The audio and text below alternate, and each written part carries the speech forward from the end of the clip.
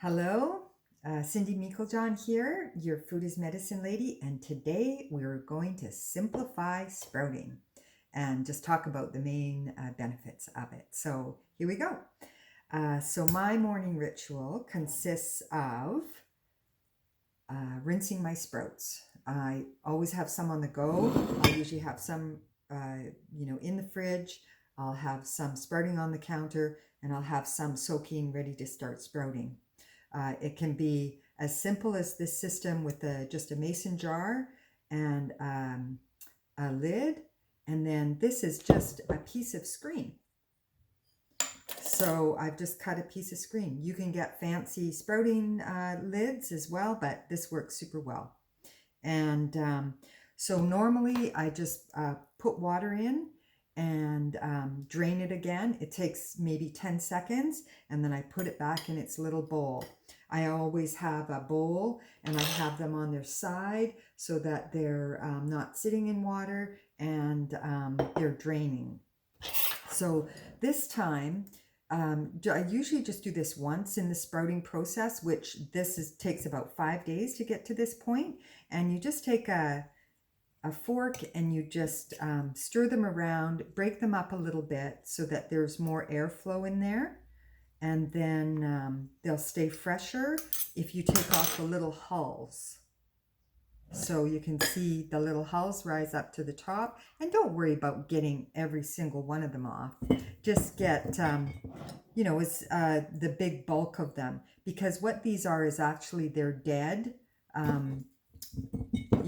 The hulls are actually dead because they've released from the seeds as they've sprouted, and then they won't stay fresh. They'll get a bit skanky if you leave them, for too long. And then you put the lid back on and you drain them well.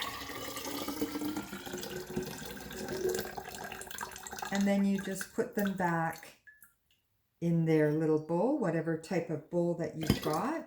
Because the main thing, the super important part about sprouting is think of them as a living thing.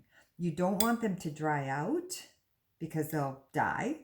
And you don't want them to sit in water, because if you think of like a water that's not moving, it gets kind of skanky. So that is not good for them either. And because they're a living thing, you can't have them right like this either. That's why you have to have them on a little edge, because they won't get air. And just like us, they need air to survive. So then that's going to sit in an area on my counter. Some people put them in the cupboard because before they start to get to the green stage, they don't need the light for the chlorophyll. But then often you'll forget about them if they're hidden away. So be cautious about that. When you sprout something, it just unleashes a whole amazing amount of nutrients that wouldn't normally be there. Vitamin C can go up like by 400% when you sprout something. When you think of a little seed in the dark, and that life force that it needs to push itself up out of the earth is incredible. So this is essentially what we're unleashing and then able to consume. The sprouts that I like the most is a combination of sprouts. You can buy combinations, or you can buy several different ones and mix them together for variety. Some of them are a little bit spicy. Radish can be spicy, daikon can be spicy, and then my favorite is broccoli sprouts. It is a little bit more expensive, and rightly so, because they contain an antioxidant called sulforaphane.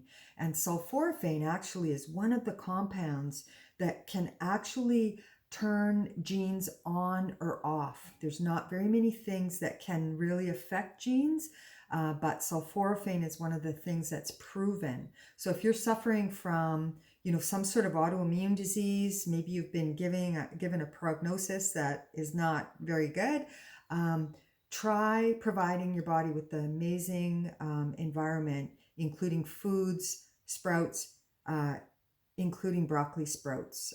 You can buy supplementation like that, but it's best really to have the fresh whole food. So here we go with our sprouts. We're gonna Set those aside, and we're going to remember twice a day. In the summer, if it's super hot, you can rinse them even 3 times a day. And then you're going to store them in the fridge once they're done and have their final rinse.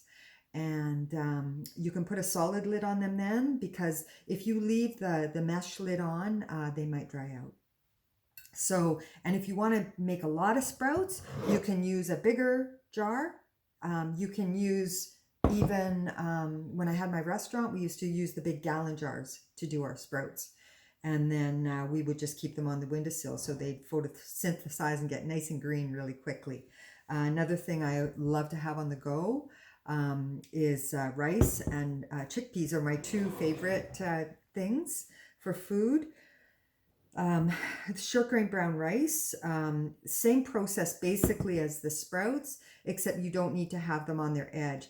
Super simple. Just I keep them in a bowl on the counter. Again, rinsing them twice a day. They don't need to be sitting out of the water, but they need a good rinse. So you rinse them well. I don't even use a screen. I just use my hand to drain off the water.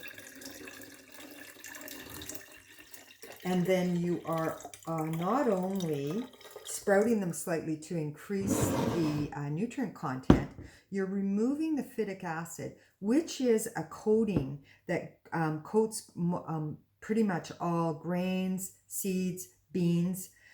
It's not poisonous, but it's an anti-nutrient. So it inhibits us from absorbing nutrients, minerals particularly.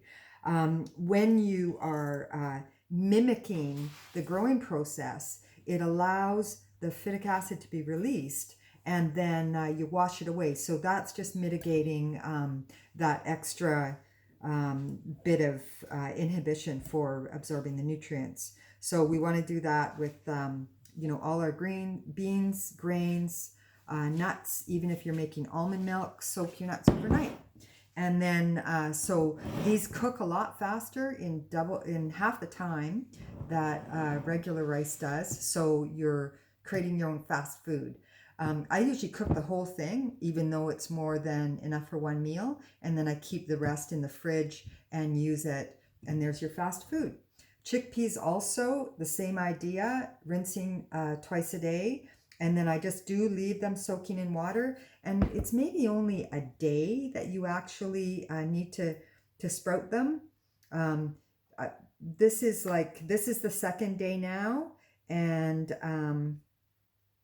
you can look at them and you can see just a tiny sprout starting. You don't want to get a big sprout, because then it gets too starchy. So, and then another wonderful thing about slightly sprouting our beans is that it really increases the digestibility of them. So if you get a little bit gassy, when you eat beans, hummus, this is a fantastic way to prepare them for hummus. Then this is really going to make them more digestible, which overall for your health is a lot better, less inflammation in the body. So again, if you're thinking, so much work to do all this stuff, it doesn't really take a lot of time once you get in the habit of it. And then, like I've got all these beans, I'm gonna cook some up to use with a meal. I'll make some hummus, which will be in the fridge for a week. And then you can also make a double batch of hummus, freeze part of it, or you can cook the beans and then store them frozen. You can leave them even with the cooking water, because you've sprouted the beans slightly. The cooking water is very nutritious, and it's a wonderful thing to add into your hummus. So if you've heard of aquafaba, it has that lovely consistency that really makes things nice. So, and speaking about sprouts, I don't know if you've ever seen how our Brussels sprouts grow. So we know why they're so expensive. This plant, I love you farmers, takes the whole season to get to this level once you plant it in the spring. And then that's it. These are the Brussels sprouts that you have off of one plant that takes up approximately, 3 feet of room in a garden. So Hallelujah. Thank you, farmers. We love you. So I hope you enjoyed this sprouting episode, and happy sprouting to your good health. Please subscribe to my blog, The Food is Medicine Lady, and my YouTube channel, Cindy Miko John. We'll see you soon.